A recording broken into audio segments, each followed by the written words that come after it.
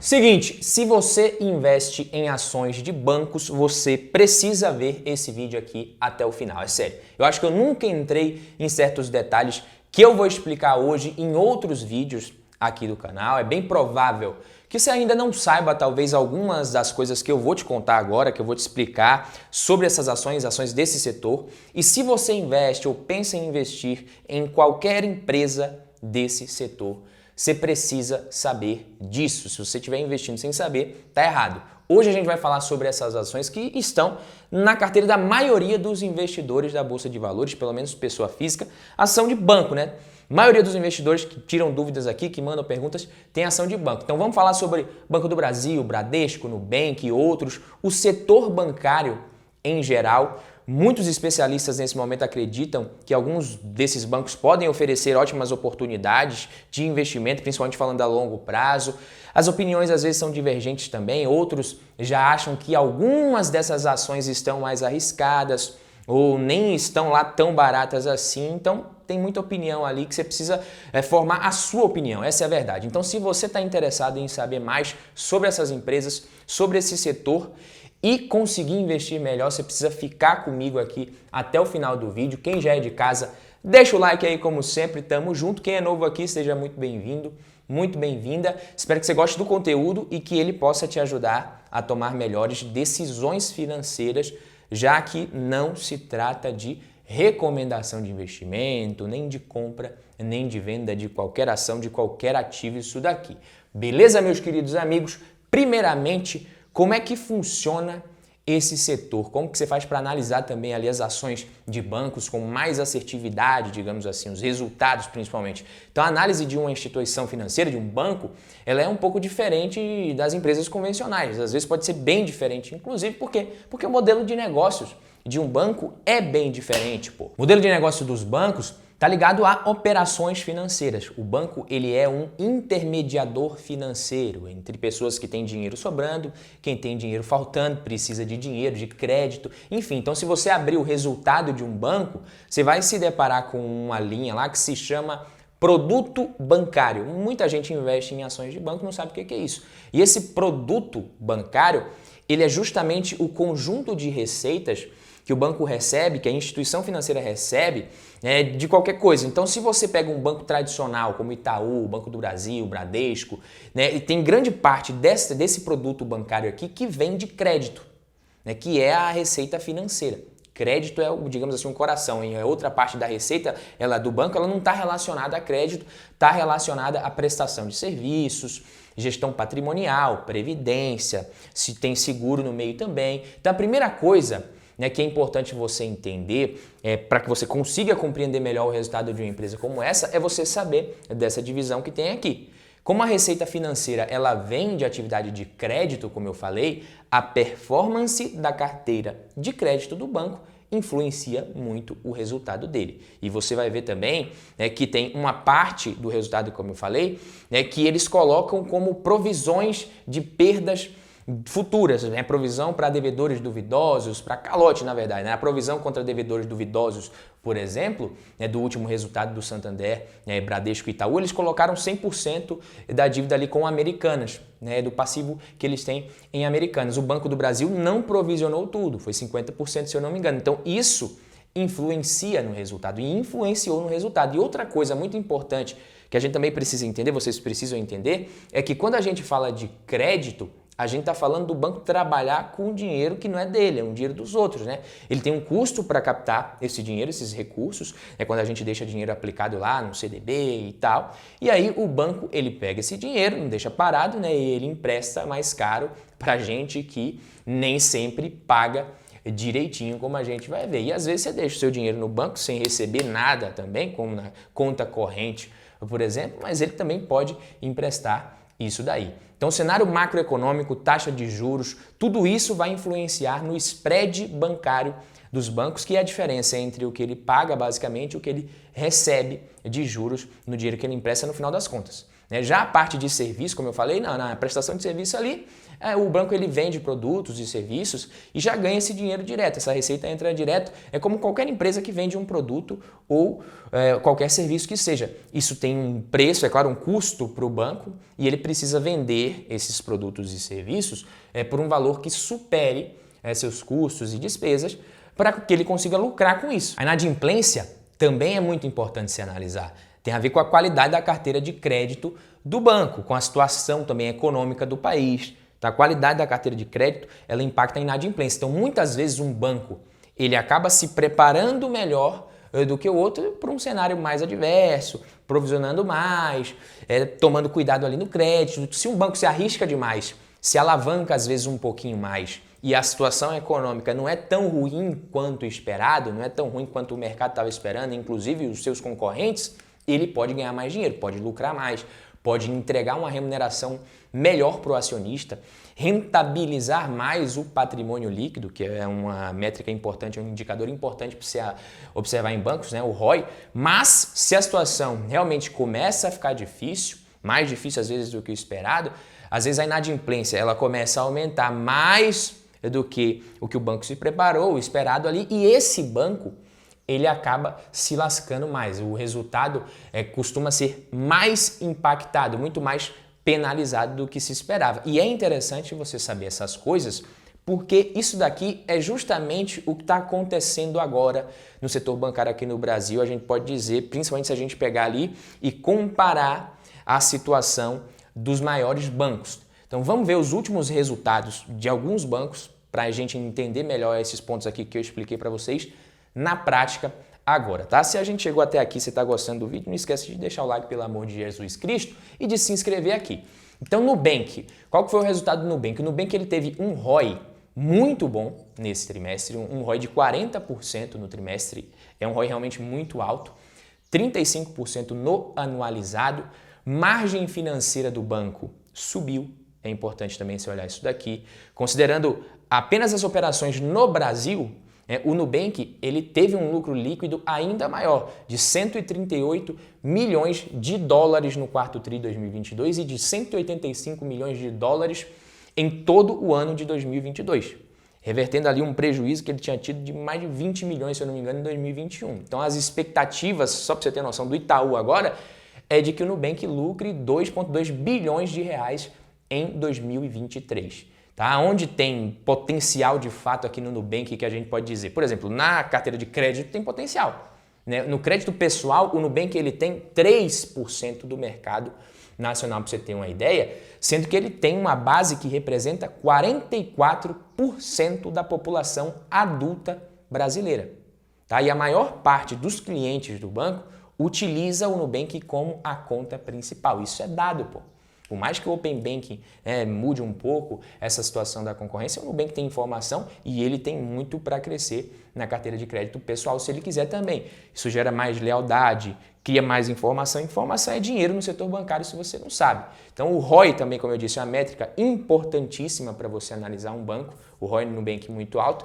E como o Nubank ele tem uma estrutura mais enxuta, com menos despesa ali, etc., ele tem condições de entregar um retorno sobre o patrimônio líquido acima do que os bancos tradicionais conseguem.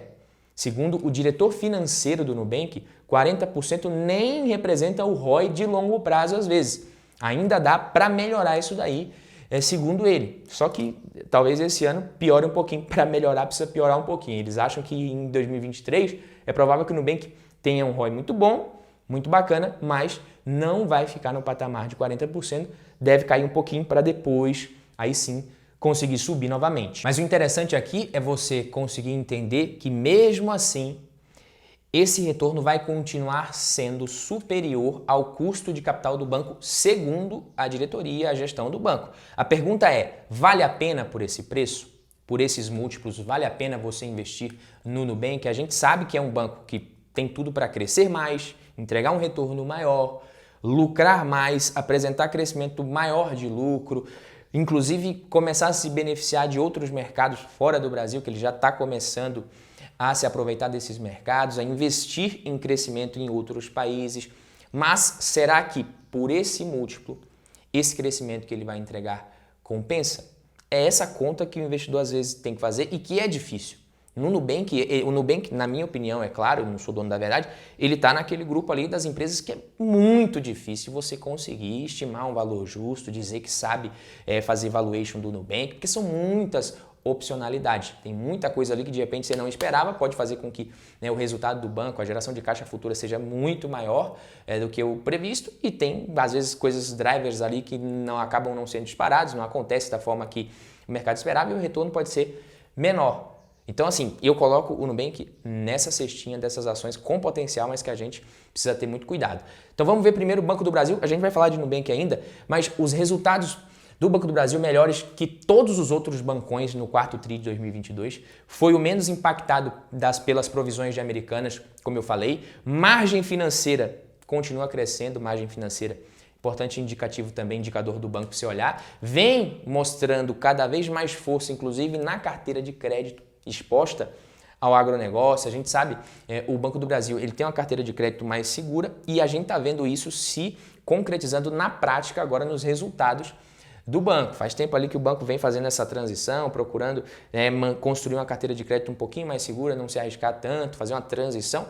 E está dando certo. ROI de 23% no trimestre, mesmo com esse impacto de Americanas que foi grande, por mais que não foi tão grande quanto nos outros. É um banco que vem fazendo muito bem a sua lição de casa e o resultado, como a gente vê, não mente. Muita gente aí me perguntando se vale a pena comprar Banco do Brasil, será que ainda vale a pena, ainda está barato, mesmo com essa alta aí, Badu, eu fiquei com receio de investir. Mas e agora? Será que ainda vale a pena? Está na hora de entrar? Cuidado com esse tipo de pergunta, pelo amor de Deus, e cuidado com esse tipo de motivação para você investir em qualquer tipo de empresa. Então, a ação está descontada, na minha opinião, está realmente muito descontada, mas por conta dos mesmos motivos de sempre. Tem risco de agenda política, o Banco do Brasil é estatal, etc. Tá? Mas só para você ter noção do desconto atual, só para que você tenha noção, com o crescimento de lucro de 13% que eles estão projetando para 2023, crescimento também da carteira de crédito, tudo isso aí que está sendo projetado, os múltiplos do Banco do Brasil, de BBAS3, projetados de acordo com os resultados desse ano que a gente está esperando, P sobre L 3,3 vezes, P sobre VP 0,6 e um dividend yield de 12% ou mais. A atual presidente do banco, Tarciana Medeiros, vem destacando a governança muito forte que o banco tem hoje, uma governança muito mais sólida do que o banco já teve em outros momentos. Ela, se eu não me engano, é a primeira presidente do Banco do Brasil mulher, e isso é importante, eu tenho certeza que ela quer fazer um bom trabalho, quer conseguir fazer um bom trabalho para conseguir continuar entregando bons resultados como o banco vem entregando, mas tem risco. Cuidado com essas ações aí que vão te fazer, estou comprando porque está subindo. As razões que te fazem se interessar pelo banco agora é que às vezes são as razões erradas. Você não se interessar, você nem queria saber de Banco do Brasil lá atrás, a 28, 30 reais. Agora começou a subir, resultados começaram a aparecer, resultados melhores, aí você começa a falar, porra, será que está na hora de entrar? Parece que realmente não tem mais esse risco não e tal, é mito isso daí, eu já vi gente até falar, esse risco do Banco do Brasil é mito, igual era o da Petrobras, enfim, não existe isso de mito, galera, é Sanepar, o risco, ele existe e às vezes pode se materializar e você tem que investir ciente disso, por isso que para cada risco tem um preço. Bradesco e Santander agora. Bradesco e Santander já é justamente a situação meio que contrária que a gente teve ali em Banco do Brasil e Itaú, principalmente Banco do Brasil. As ações vêm caindo, então Bradesco caiu mais de 35% nos últimos 12 meses, eu estou vendo aqui agora. Santander também está em queda, caiu menos, mas caiu. Mas se você observar principalmente o desempenho mais recente das ações, Itaú e Banco do Brasil tendo um desempenho bem melhor nos resultados e expectativas de resultados futuros melhores também para esses bancos com relação a Bradesco e Santander. E Americanas impactou os resultados dessas empresas, sim, do Itaú também impactou, mas o que a gente está vendo aqui, Santander e Bradesco, não foi só Americanas. Não tem como pôr a culpa toda em Americanas. O resultado teria sido ruim mesmo se a Americanas não tivesse tido toda essa confusão aí que a gente teve e tal, que a gente tá vendo aí. Então parece que realmente a carteira de crédito do Bradesco e do Santander deu meio que uma desandada no angu ali. É isso que a gente percebe no resultado. Talvez eles não souberam controlar muito esse risco de crédito da mesma forma que os outros dois grandes bancos, e até mesmo eles em períodos anteriores, que são bancos que têm um bom histórico de resultado. Quer dizer que esses bancos têm algum risco de quebrar e tal, não vai continuar existindo Bradesco, Santander? Não, pô. São bancos muito sólidos. São bancos, a Americana não vai quebrar um banco desse, você pode ter certeza absoluta. Só que eu estou falando isso porque sempre vem aquele tipo de pergunta, né? Será que tá barato agora? Tá barato, não tá? É muito arriscado, não é? É melhor eu comprar às vezes essas ações de bancos que está começando a ficar interessante, é porque tá mais barato, tá mais em queda do que as outras? Será que Bradesco agora nessa queda aí não é a mesma coisa que era o Banco do Brasil lá atrás, quando estava com o PVP bem descontado? Não é bem assim, né, que a banda toca, não é bem assim que você toma decisões. Para responder, a gente precisa reconhecer sempre aquela velha relação de risco e retorno. O que a gente via no Banco do Brasil um tempo atrás era mais essa questão do risco de estatal mesmo, do risco de governança pesando muito. A gente tinha uma certa desconfiança com relação a esses resultados, dessa inadimplência aumentar como está impactando o Bradesco, o Santander, em outros bancos também. É como eu falei, tem várias incertezas, gatilhos positivos e negativos. À medida que esses gatilhos eles vão se disparando, a ação vai respondendo. E se esses gatilhos não disparam, se um gatilho negativo, por exemplo, não é disparado e às vezes um positivo vai e é disparado junto, a ação vai respondendo para cima. Quando é o contrário, né, essas incertezas vão se concretizando, pode ser que se incertezas negativas passem a se concretizar, passem a se mostrar realmente como verdadeiras, aí as ações respondem para baixo. Nada impede também que nos próximos trimestres e anos as ações desses bancos que estão sofrendo agora respondam melhor. É tudo questão de se analisar e ver o que vale a pena. Eu não vou te falar o que você tem que fazer, né? Eu vou dar minha opinião aqui. Como eu disse, eu não sou dono da verdade de jeito nenhum e nem tenho intenção de dizer para vocês que eu sou. Aliás, não deixe ninguém... Preste atenção nisso aqui agora, tá? Prometa para mim que você não vai deixar ninguém te falar o que você tem que fazer, como é que deve ser a sua carteira especificamente, onde que você tem que investir todo o seu dinheiro, tá? Cada um sabe do seu, papai.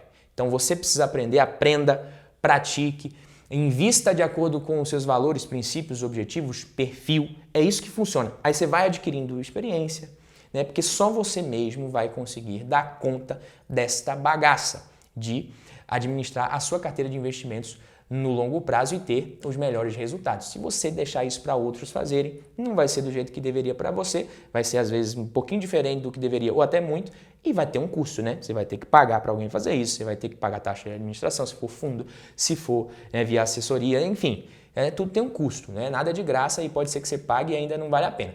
Já falei diversas vezes aqui no canal, tem vídeos com mais de 2 anos se bobear. Eu invisto em Banco do Brasil, porque é o mais descontado historicamente, e na época também que eu estava fazendo os aportes, vinha fazendo os aportes até final do ano passado, esse ano, era o mais barato. Itaú, invisto porque é o melhor, através de Itaúsa.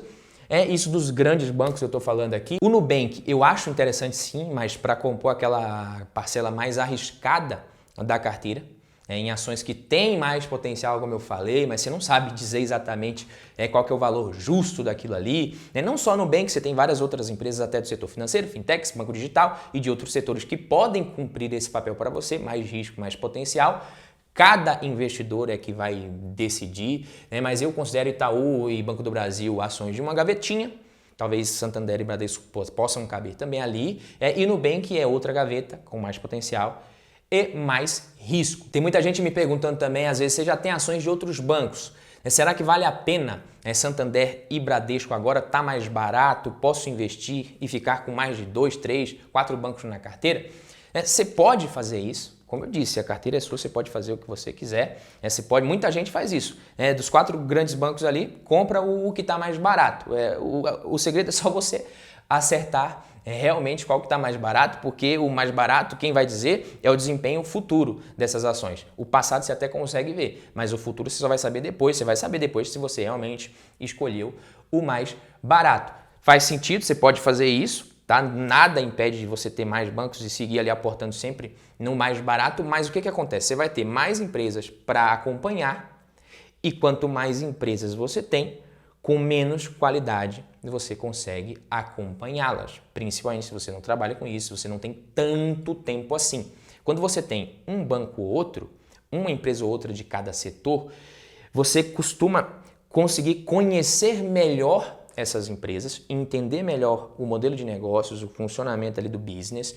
E aí, quando você tem uma oportunidade, às vezes, que é muito óbvia nessas empresas, não estou falando só de setor bancário, não, estou falando de qualquer empresa, de qualquer setor que você está acompanhando.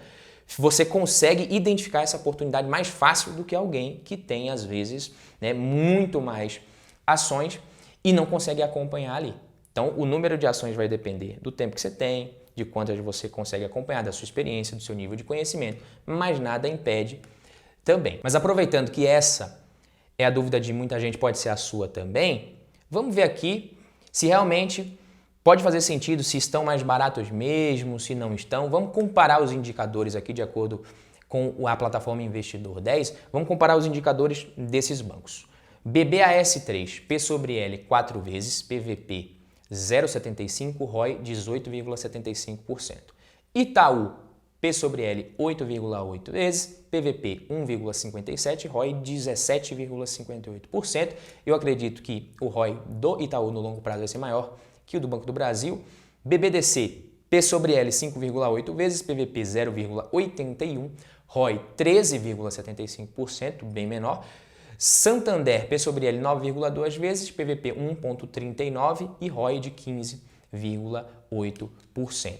Então, aparentemente, é claro, isso aqui é só um filtro, você precisa entrar ali e entender um pouco mais os resultados das empresas, foi por isso que eu dei aquela explicação inicial aqui para vocês. Não dá para simplesmente comparar indicador e falar qual que está mais barato, dividendos também influenciam tudo mais, mas aparentemente não está tão barato assim em Bradesco e Santander, principalmente se você considerar que existe um risco maior dos resultados futuros dessa empresa, dos dois bancos, não ser tão bom assim, eles sofrerem com mais inadimplência, com esse problema da Americanas também, com a maior exposição que eles têm, se bem que agora, hoje, as ações da Americanas até subiram bastante com essa nova proposta de renegociação ali que eles fizeram, mas enfim, é um risco, né? E se fosse para falar, olha, você quer se aproveitar ali de uma recuperação da Americanas, investindo no Bradesco, no Santander, Bradesco, se eu não me engano, é o que tem a maior exposição, ou comprando ações da própria Americanas ali. Eu prefiro muito mais tentar fazer isso através das ações dos bancos, né, que eu tenho certeza que vão continuar existindo, muito provavelmente, não tenho certeza de nada, mas muito provavelmente vão continuar existindo, e a Americanas eu já não tenho tanta certeza assim, o risco é muito maior. Varejo minha vida, varejo meu orgulho, varejo meu amor, mas ele lá eu cá não gosto muito, principalmente de varejo, quando a gente fala de Americanas, Via Varejo, assim, não sou muito fã, prefiro outras empresas de varejo, de outros setores, que a gente não tem uma concorrência tão prostituída ali pelo preço, beleza? Então eu sigo fazendo a mesma coisa de sempre, comprando o que eu acho interessante pelo preço que eu considero bom, assim como eu faço no supermercado quando vou fazer feira, focado sempre no longo prazo. E é isso, meus amigos, fico por aqui. Quem gostou, deixa o like, se inscreve aqui nesse canal que a gente se vê no próximo vídeo. Tamo junto. Valeu, papai!